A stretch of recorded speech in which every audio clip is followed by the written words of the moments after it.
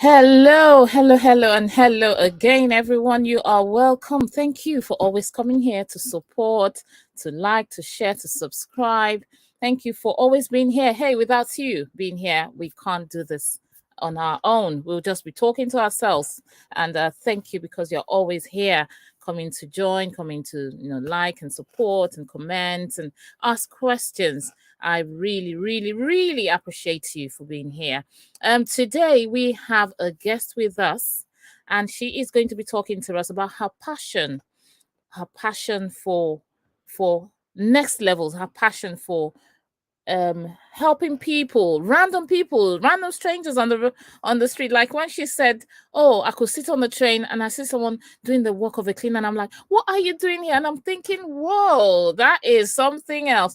All right, so you're going to be hearing from the horse's mouth, and she is here to tell us about how she does it, what she does it, why she does it. So all the whys, hows, and what she will be telling us today. And she is no other person than Mrs. Adejoke Okwaniran, where she'll be talking to us today about a passion for mentoring, having an eagle's mindset. So, without further ado, I'll invite on the screen. She is the, before I invite her, actually, she is the knife. I know students who have done, if you've been through Nigerian Christian associations, you were in fellowship, were involved in fellowship on campus. I'm sure you must have heard of NIFES. Yes. So she is the president of the NIFES Alumni Associate Fellowship here in the UK. And so we have been fellowshipping together, and I am so glad to have her time. She's a very, very super busy lady, and she's here. And I invite on the screen Mrs. Okpaniro. You are welcome. Thank you so much. Thank you, Dr. Bumi. Thank you. I truly appreciate it. It's a pleasure to be Thank you. here to share life experiences and to share my passion as well. So it's really a privilege. Thank you for having me. Thank you. Thank you. So, could you please introduce your lovely self? Because I know I haven't even touched that introduction at all. So, please tell us who you are, what you do, and why you're here. Yes, I'll put that in few sentences. I'm first a child of God. I'm a mom of three children. I'm also a career person. I've got more than 15 years project management experience working across different industries.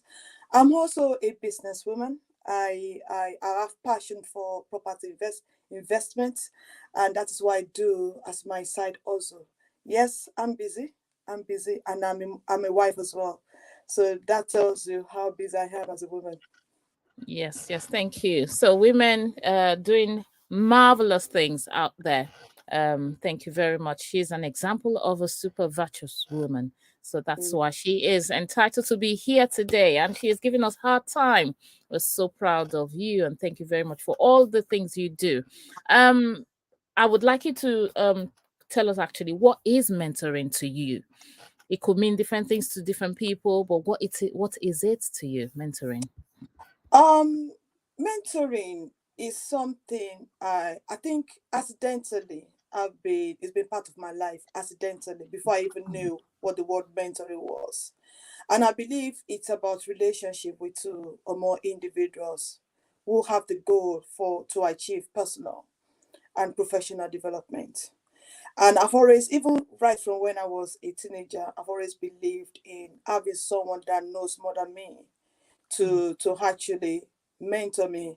I'm the first child of a family of four, obviously, and so that means I don't really have an older brother or older sister. And I just noticed by default that everywhere we moved to before I left Nigeria, I've always looked for that elderly person, that big brother, that big sister who I've always confided in. And coming to the UK, I don't believe anybody is an island. You already need someone to hold your hand up. If there's anything you aspire to become, believe me, there's somebody that's done it before you. And you don't have to learn a mistake that can be avoided. You don't have to learn your own sort of mistakes that other people have made and they've corrected and they can actually guide you in that path. So I've always believed mentoring is key to anybody's development, and that is why, to me, I think that is mentoring to me, really. Yeah, yeah. Thank you very much. Thank you. And that takes me to my next question. Why is mentoring important to you? Well, you've said it actually, that being the first child, same. We're in the same boat. Hey, you're welcome. We're in the same boat. The first children.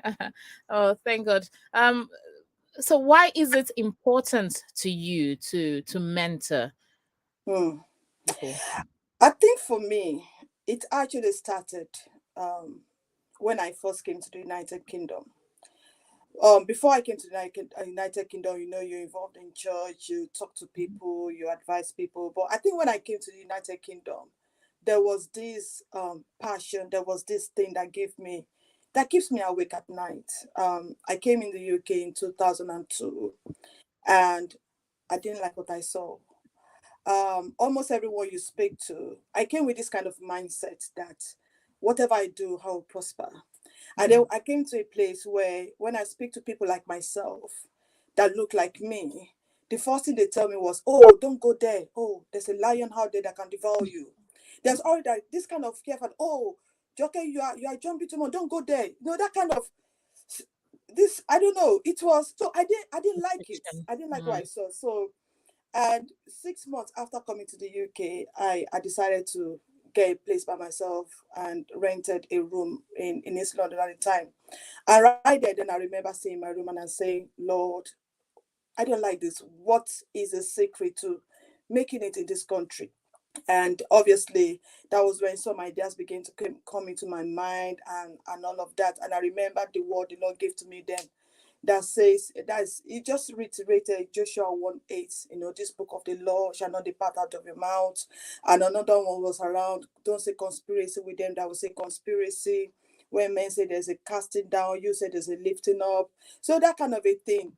And then that sort of boosted my faith again to say, okay, the word of God works here in the United Kingdom. Thank God for that. And then over the weeks, over the few months, I just remembered a word that came to me that says, after you are converted, strengthen your brethren. I didn't understood what that was even all about until I began to meet other people like myself, and then I saw the kind of, not that they don't have good mindset, but this fear has sort of almost crippled a lot of people. There was one particular one. I saw a medical doctor living in Beckham, working as a care assistant for years. To me, that threw me over the bus. I couldn't stand it. So I think since then, I don't when I go out there, I don't go with the um determination to say, oh, today I'm going to make sure I mentor somebody. I think it just come by. If I just see somebody and I'm not happy with the way the person is, I'm not happy. I'm not happy with what I'm seeing, and I'm saying, "Guy, you can do more than this." And I think that is where it all started from. So when I now see people, I struggle to keep quiet, especially when I feel they can do more, and I think that is where I just want to see. I don't believe in this thing like I must be greater than you. I don't believe in it. And I think maybe because of the way we're brought up, my dad is not the kind of person that would, before he passed away, he got to the height of his career. And I noticed that in the way he related with cleaners in his office, drivers in his office, you will almost think they're peers. So that was the key thing. So when I got here, I don't believe in, oh, I must be greater than you, that kind of a thing. I just look, you're up there, pull someone else's up. I just want to see everybody, I want to see us doing well, and I think that was the key factor why I why, especially when I see people who are willing, who have the drive, who are thirsty. You say, "Lord, what can you do?" That kind of a thing. If I don't have the knowledge, I'll refer it to someone else that can help you. I think that was more why it's seeing people being what they can be. I think that is why this is important to me. Yeah, thank you. There's a quote here by Connor and Pokora, 2007. They said, "Mentoring is a learning relationship which helps people to take charge of their own development, to release their potential, and to achieve results which they value." Now, it Mm. takes me to my next question. What are those factors that actually hinder people from having that confidence to move to their next level? Without using textbook knowledge. I think from my personal experience, first thing, especially in a kind of environment we are in, and I think to a large extent, it also, it, I think it to a large extent too, for people who are still back home. Maybe it's a different story, I don't know. But for this part of the world, I just discovered it's more of your immediate cycle. So, for example, who are your what social capital do you have? Who are the people you have in your connect group? For example, you are there's this adage that we often hear that you are show me your friend and I'll tell you who you are. So, who are the people within your immediate, whether you like it or not, they will influence you. So if you have people who they're doing this kind of menial jobs and you have a career path, you're not seeking people of different like minds, there's a huge probability that even if you go above them, it will just be a little step higher than them. So to me, that's a factor. Your immediate cycle, your social capital, your connect, people within your connect group. And I think another key one is that I've also discovered is fear. You know, people have a good example is I know of someone I met. He's got an MBA before he left Nigeria. When he came to the UK, he got another MBA from a prestigious university in the UK. And before he did that, he did another master's degree. So you can imagine BSc, MBA in Nigeria, MBA in the UK, another BSc. This is 4 degrees. And this person was out of job for God knows how long, you know. And I said, and I began to, when I saw that kind of person, that thing in me just rose again. I'm like, why are you here? That kind of a thing. And then in when he got talking, I noticed that fear was just out there. So he was comfortable just doing the studying as long as he doesn't have to sit down before the panel to get a job interview. He doesn't have to contact someone. He doesn't have to be on the phone. He was comfortable with that studying.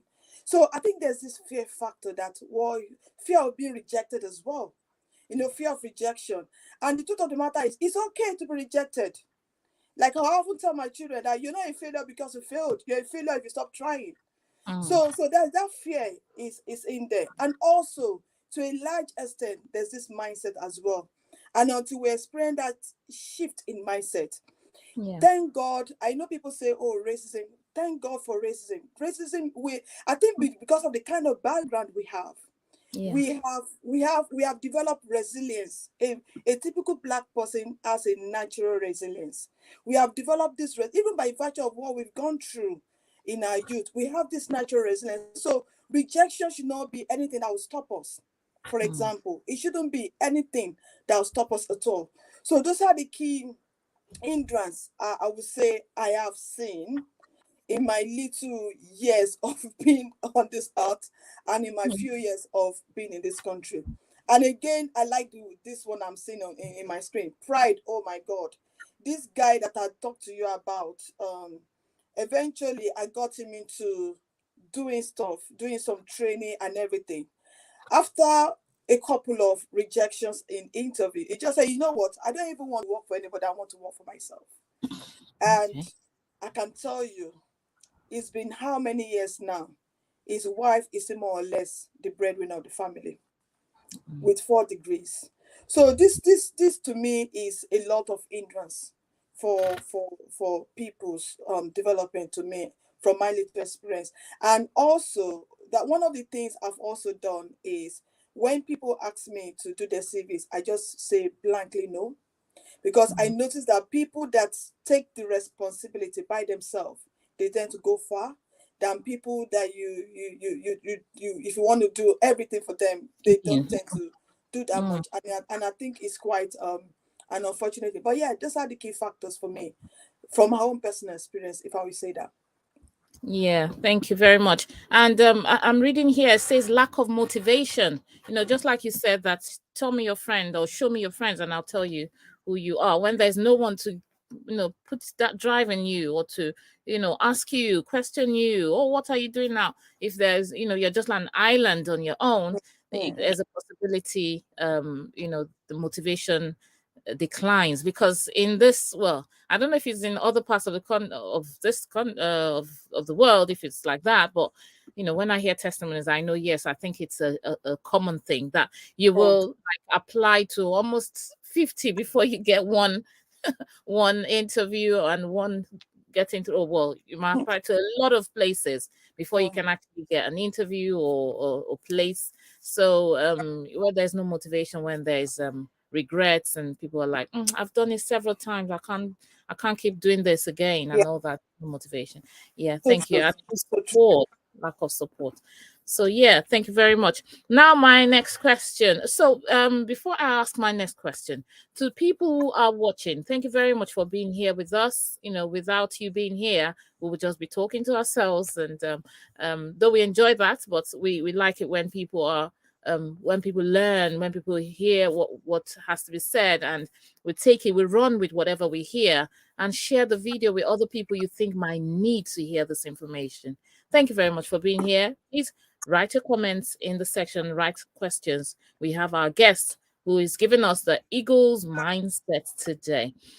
Next question is, when you meet random people on the road desiring to see them fulfill their potentials, what are the processes you take them through?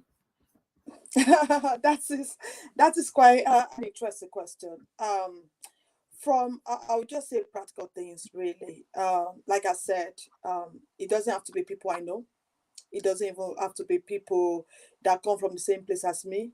I think it's just a matter of I believe a typical African person, particularly a Nigerian, is got some sort of education, no matter how small. Even it's OND, HND, degrees. In fact, we are so studious. A lot of us have got multiple degrees in our bags as well. And so when I see, and it's just a matter of when I go on trains, for example, I'm not the kind of person I keep to myself. I talk with people on the train, and I can talk about anything. And in the course of our conversation, a lot of things will always come out. I believe I'm naturally an open person. And so when I go on the train, I'm saying hi, that kind of a thing. And before we say Jack Robinson, we get talking. And I also start from, oh, what I do as well, that kind of a thing. And in doing that, I would see, and also when people hear what I've got to say and what I'm saying, obviously by default, they will know that, oh, this person, I've got something to offer. Let me start with that. Or sometimes it could be a matter of, oh, okay, what are you doing? That kind of a thing. And they tell me exactly what they're doing. Now, if I think they're in the right career path and they're doing well, for example, in finance, that kind of a thing, we just talk about things generally. Or we can divert into other things. But if I see someone who's got, and also in my talking, they might say, oh, actually, I've been trying to move into this career for a while. What do I do? We just exchange numbers. And I'm saying, you know what, give me your CV. Let's see what we can do. I try to understand the skills they've gained over the years. And other things that have happened is when I go to Tesco or I go to all of these retail shops and I see someone who I know is definitely not a student. Because obviously, when you're looking at the student, you're looking at someone in their teens or early 20s. And I'm seeing this person look so matured. And from the way the person is speaking, I can tell this person is from my kind of background. I'm like, I remember one experience. I saw this guy at one of the Toro tests, and I'm like, oh, what's your name? That kind of a thing. We got chatting at the till, and I'm like, so what do you do? He told me, oh, I've got this degree. I'm like, the first thing I did, I didn't even care whether anybody was standing behind me. I was like, what are you doing here? And immediately I said that, I remember he left it till maybe he told his boss he had to go to the toilet, came and meet me upstairs and said, please, sister, I need your help, that kind of a thing. I've been trying to do this, I've been trying to do that. No one is helping, nobody's giving you information. And I know that's quite is if I can say that it's quite a pandemic within our society. People are not always willing to give information. And we exchange numbers. And I was like, okay, you can do this, you can do that. What's your passion? The rest is history. And I also met somebody on the train, for example, who was working housing. Some people do housing and they're happy. Some people do some care assistant job, they're happy. But for this person, you can see the drive. You can see the test, because that tells you that person is willing to go extra mile to get what they want. And the rest is history. It's now working as a successful planner with Network Rail. It's even set up a training class, training people on how to work with Primavera planning and everything. So examples like that, really, it's just getting to know the individuals. And when you see people who are craving for a change, it tells from the way they come across to you when you have that conversation.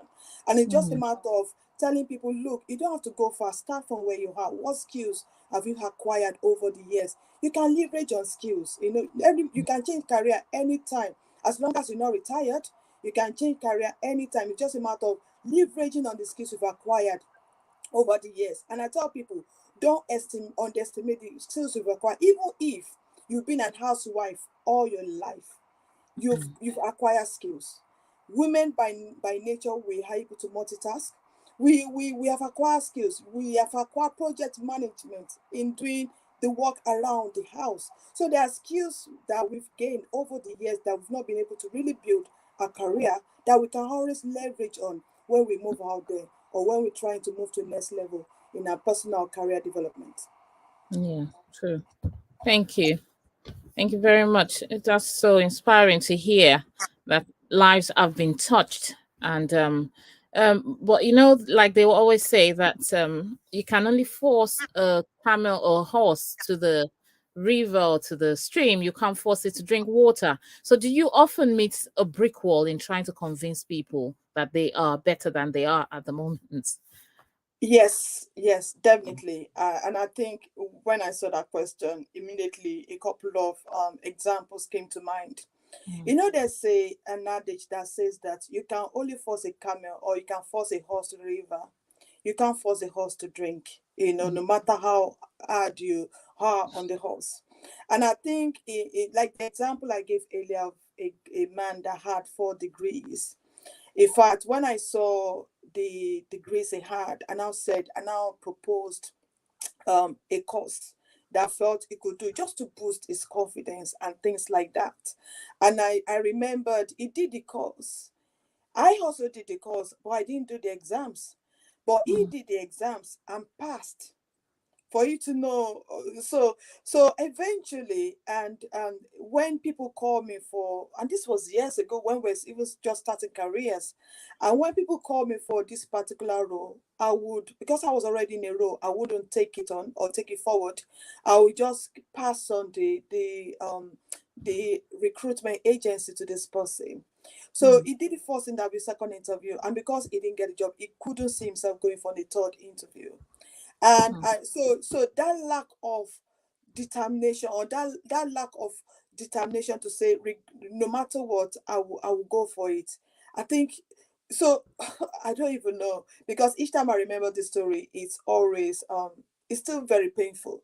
It's still very, very painful when you see someone that's got that level of knowledge, that level of qualification, and you still see that he can't really put food on his table. The wife has to be the breadwinner. Is always very, very painful. So for people like that, really, there's nothing you can do. Unfortunately, there's just nothing you can do when lack of motivation comes in the way, and you're not able to beat yourself out of that. Is There's nothing you can do. And also, we have people who have this set of mindsets that they will just not shift the mindset. It's just like some people have a mindset towards prosperity, for example. Some people have some certain mindset to success, for example. So, but there's certain mindset that, I don't know, if people are not willing to work out on themselves to change their mindset, there's really nothing. It's not something anybody can do for anybody, unfortunately. So with certain people, I think with those brick walls, I would say yes, I've experienced brick walls in mentoring people or helping people to see another part of them, really. So I think that is one of the key things I would say I've experienced over the years. Thank you. Thank you very much. And further to that, my question is, because we're saying now that people should build a support system around themselves and all of these things, what are the practical steps we can all take, to encourage people to have that eagle's mindset. Or maybe I should reframe it in this way: what is an eagle's mindset, and what are the practical steps to encourage people to take to have that mindset for Thank you. themselves? You if we I know a lot. I've heard a lot of people say, give some description about an eagle, about how they soar to Mm, the mountain, and how, for example, they have to retreat some themselves for for a season to change their feathers and everything, and then they come back and then they soar.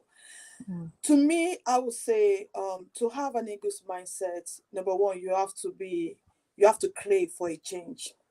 mm, You have to crave for a change. If you're satisfied with where you are, there's a high tendency that you won't move away from there. So if you crave for a change, if I stay, for example, in a job for a year, 2 years, and I don't see a career progression, trust me, I'm gone. I'm way gone. That kind of a thing. And also, I'm the kind, and that to me, and also you have to be determined. Determination also means that regardless of the resistance you have, if you're determined, it will not change. So if you're determined for a change, you give yourself all it takes. For example, it could be, when that change you're looking for, you have to understand yourself, really, a bit of self-examination. What do you think is hindering you from achieving that level you're looking for? Invest in yourself. It could mean getting books, for example. It could mean going on a training, for example. A lot of that you might need to, a lot of, I would say, self examination, one, and two, investing in yourself. No amount of money you spend on yourself is a waste of money, is a waste of resources. I can't tell you the number of trainings I've gone to do, some of the property thing I do. I can't tell you the amount of books I've invested in to improve the way I communicate at work, that kind of a thing. I can't tell you days that I've read books that are not fictional books. They are books about self-development, especially in the areas of communication, you know and obviously, the kind of background we came from, when you're talking to an elderly person, you look straight at them in the eye. The first thing they slap you, I'm talking to you, you're looking straight at me. Look down, that kind of a thing. And I remember the first job I took on with Shell UK when I came. And I remember I was calling the man sir all the time. He would talk to me, I wasn't looking at him. It affected me a great deal. And I remember I had to invest in myself, got books of communication, and the rest is history. Now, mm, 15 years later, I'm working on a role that I never thought I could be part of, I could ever achieve. And also, I'm talking with CEOs, MDs in my workplace, and I'm not shy. I don't even care about my accent. I accept myself the way I am. You know, so it's just developing ourselves, investing in ourselves. That's what I would say, and go for it. Be mm, resilient. Don't be afraid of rejection. Rejections is part of life. Don't be mm. afraid of rejection. Go for it. Be resilient. And that means that even when you think there's racism, what do you think you can do? If it means change roles, but don't stay there. you know so if you're in the same role with the same salary, 5 years, 6 years, come on, it's time to change. Mm. So these are the kind of things I believe we need to start doing to ourselves. And we only have one life to live, for heaven's sake. So if you're not achieving the best of yourself now, when you get to heaven, I'm sure when we get to heaven and realize we could have done more, maybe that's why God said there'll be weeping. Because when people realize, you mean I could have done more, I just didn't do it because of fear. Mm. And we can't give room for fear. So that is why you have to do a self-examination. What is hindering you now? And what Mm. can you do? There will always be something you can do about it. If you think you need a mentor, get a mentor. If you need to invest in books, get books, buy books. Do everything you can to get to that next level you want to be. Thank you. You talked about self-examination. What are those practical steps to do a self-examination? Is it about comparing yourself with someone else, or is it about what do you do with self? How? Comparing yourself with someone else is the beginning of depression, if I can say that. So for me, we talked about an eagle, for example, we talked about a time when the eagle was soared to the mountain for a season. Yeah. I want to believe every person, because even people who are not churchgoers, they do what is called meditation. How much more we that are part of a Christian body, or so for me, for example, you must have a time of retreat, and a time Mm. of retreat means sometimes, like for me, I'm not a TV person, but it doesn't mean if you're a TV person you can't have a quiet time for yourself. Thank God for quiet time in the morning that you pray and everything. But even every night before I go to bed, I have a quiet time. I just sit on my bed, have my diary and a pen, and then I begin to say, "Oh, how has the day gone?" That kind of a thing. So that type of quietness helps you to it helps you to reflect. It's a time Mm. of reflection as well. Then you look at it allows you to think about the day, the past week, the past month, and also some of the goals you've set. Another thing I forgot to mention is goal setting. That is very, very important. Goal Mm. setting. And so you look at your goals as well and say, have I achieved that? Why haven't I achieved that? What do I need to change to achieve that? That kind of a thing. So that to me, it's very, very key, really. So that self-examination starts with you having a quiet time yourself, a time of personal reflection, to Mm. say, to just assess yourself and say, where am I and where do I want to be? What do I need to be where I need to be? For a good example was years ago, I remembered we were living in a council property at the time, and I felt, okay, I'm done here. I want to buy my first property. This was about 15, 16 years ago. And so I wrote those goals down, and I said to myself, what do I need to achieve it? And always remember that as a child of God, even when God Bible says commit your ways, you must know your ways first and then commit it before the Lord, He will bring it to pass. And then I remember I wrote it down, and trust me, that year I got a contract. If I had not written those goals down, I'm sure the money from that contract would have gone into bags, maybe sent to Nigeria, or do any other thing. But because I had goals written down, every single penny I got from that contract went straight into savings, because that was Mm. what I wanted to achieve that year. And I remember that was a time of 2008, 2009. That was a time of credit recession. And so when we went to the bank said it was 5%.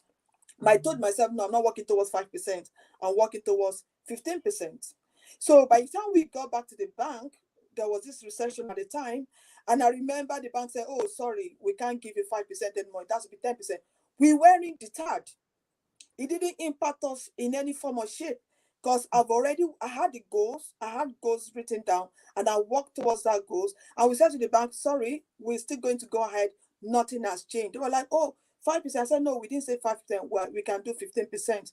Mm. So it's just a matter of setting goals. What do you need to do to achieve those goals? Do you need somebody to hold your hand? Do you need to go for an education? Do you need to do something differently? Just make Mm. sure you're on target, that kind of a thing. I think that is some of the key things I would suggest. Yeah. Wow, great, great. I'm just looking at our time. I know people must have questions and comments. Please write in the comments if you've got any comments or questions for our guest. Well, should I say finally? I'm not sure, but let's take this question. Could you please share, some success stories with us from people you've So met? so a couple, like I think in the course of my conversation, I've already mentioned a couple of success stories. Yes, true. And if I say from the property aspect of that, I would say a good one is a friend of mine. We met in my son's primary school. And I went to visit their home, for example. And I asked them, in the course of talking, I was like, oh, this place is really nice, that kind of a thing. I hope I can't even remember what I said. I said, I hope you're not renting it, or I can't remember the question, but out of the response they gave me, they told me, oh, they were renting the property. I remember the food I was eating, I just dropped it. I just said, next year you're buying your place. And I stood on their neck until they got one. I remember they told me 1,001 reasons why they could not afford the next one. I was like, no, I'm not taking that. And lo and behold, I think 2 years later, they got a place very close to where I was living then in Ockendon.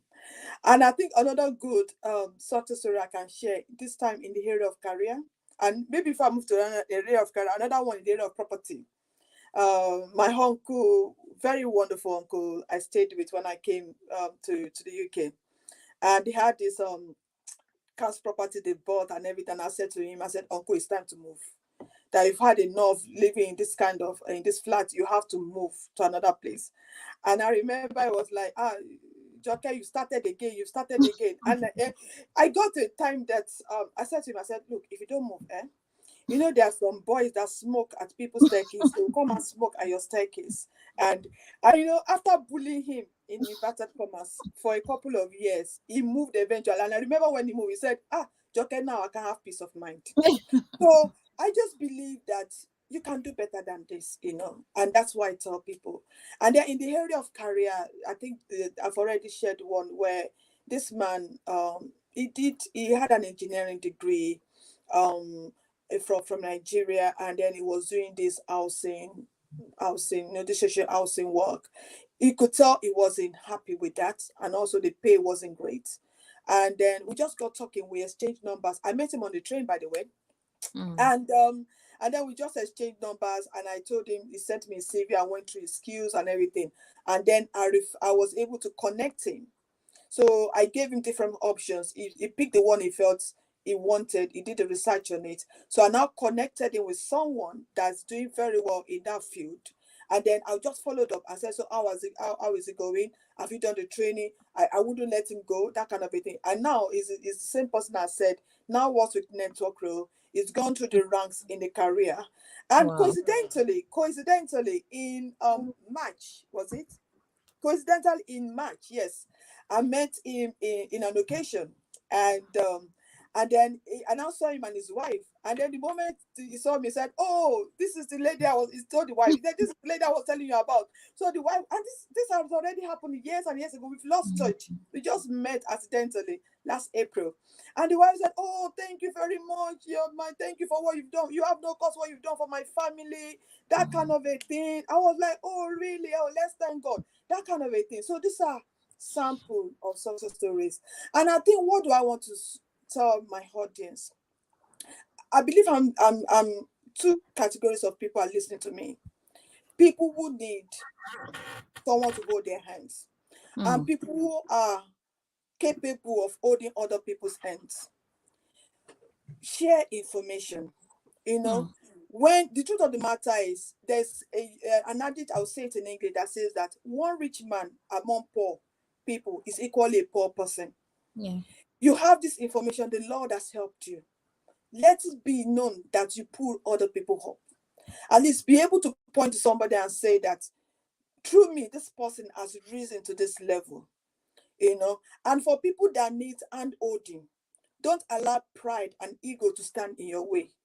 There's always someone that has achieved what you're looking to achieve. Reach out to other people. You know, be vulnerable, be open. Because if you're not open, nobody will know areas or areas or gaps or weaknesses that require support. And so when we're open and when we're transparent, when we're vulnerable to other people, it's easier for people to say, okay, you know what? I know what to do. I know how to help you. This is what you need to do, that kind of a thing. So I think that would be my closing remark, if I'm allowed to say that. Sure. Yes, please. Yes, please. I was just about saying, what was your last your closing statement for to people? And thank you very much. You've just summed it all up. I really appreciate your time here. And for those watching, listening, please remember to write a comment, write a question, and or share this with people you think might need a boost from behind, and let them know that you know they can do it. We've all been created for a purpose. Let's not like to do ourselves. I'm sure I'm using do ourselves. Okay. So, and also that's for people who need hands to hold. Now, for those who are in that position, to be able to hold hands or mentor people, like there's one poster of someone climbing up and then carrying the ladder along with them, rather than leaving the ladder and extending hands for other people to climb up. No, it's only they must be the only ones at the top. The skies are wide enough for the birds to fly. There are so many opportunities that we can tap into. It's just all about knowing where the information are. And there was one other thing I thought of about information. I've forgotten now, but yeah, there we go. We've all heard it, and thank you very, very, very, very much for honoring this invitation and enlightening us, informing us, about holding people's hands and also being open to information. Yes, one thing I said I wanted to say was that yes, I tell myself I may not know the information, I may not know something, but I know someone who knows that thing. So let's be open, like our sister just said. Let's be open. Let's be vulnerable for once, because it will pay off in the end. You may not know something, but when you know someone who knows something, then it helps, to build that chain of support for other people. So please, let's be ready to hold each other's hands or one another's hands. Thank you. I know you said the last one, but do you still want to have anything to say in 1 minute before we Yes, close? definitely. I think the truth of the matter is, if you have the information and you don't share, it's just like a river that is not moving. With time, it stinks. Yes. A river that's not flowing stinks. And so, if you want to have an enriched life, a fulfilled life, the best thing is share information. I think this is something that is unfortunately not helping our immediate community. If you look at the Asians, if one person buys a house in the street, you can be sure that a couple of the whole street will be covered, and You're you'll be right. surprised they are all one of the same family. Yeah. And the same thing among the Jewish. Oh my God. In fact, they don't only take over the street, they can take over the whole community. Oh. And that is because they are holding each other's hands. Yes. And what am I say to us? Black Nigerians, Africans, we need to hold each other up. We need to support one another. If you're striving in a business, share that information. It doesn't mean your customers are going to go. Like you rightly said just now, Dr. Bumi, the sky is wide enough for everyone. When you see tons of birds flying together in here, trust me, they have enough food that goes around everybody. So the fact that you strive in a business and you introduce another person that's in business doesn't mean your customers are going away. Your customers remain, and that kind of a thing. And also in your career path, we live in a season where rooms are wide open for Black people, especially for women. In fact, most organizations now are being given a quota that your board members must have certain percentage of Blacks. But if you're not ready to pull your sister up, that place will continue to remain vacuum. And they can't keep an empty seat forever. They have to fill it up with somebody. Unfortunately, that person could have been your sister or your brother, because you're not sharing that information, that seat is going to someone else. And then we don't come back and say, oh, there's racism, there's apathy. But the question is, that little that you have, what are you doing with it? Yeah. So when you see a broomstick, you can easily break one. But when there's a bunch of broomsticks, it's difficult to break. We need to pull ourselves up together. We need to support another. Thank you. Thank you very much. Those are powerful words, and I can't add to it. All I can say is please share this video with people who need it. And have you got details of people, how people? I know you're very super busy. I tried checking. I don't think you're on Facebook, are you? Or maybe you're I am. Are you? Okay, I tried checking and I couldn't But find I'm on LinkedIn as well. LinkedIn. Yeah, that's on LinkedIn. I yeah, know I'm there as Maria Panero, but I'm also on Facebook as well. Yeah. okay, let me check that off so that I can share that with people. Okay, yeah, maybe that's why I didn't find it. I didn't use your English name. Okay. So that if people need, yeah, I can see that. Let me share my screen so you can see what we are talking about here. This is someone who is interested in seeing people flourish thriving and flourishing, So please use the opportunity, contact her if you need to. Yeah, there we go. So there you go. Please be available to ask for information. You might just, even if she doesn't know, she will know someone who knows and can always point you in the right direction. Thank you very much for giving us your time, because I know time is precious. Someone here says this is really impactful. Thank you very much for that. Thank you. So, viewers, thank you very much for staying with us to the end. And we've spent 3/4 of an hour learning. Let it not go to waste. Let it be let it take us to the next level of our lives. Let it build an eagle's mindset in us and help other people, hold people's hands to take them to their next level. So thank you very much, my sister. Thank you very much, and I wish you all the best in the future. And I pray that the grace of God upon you will continue to increase, expand, and take you to where He wants you to be. Thank you very Amen. much. Amen. Thank Thank you. Thank You.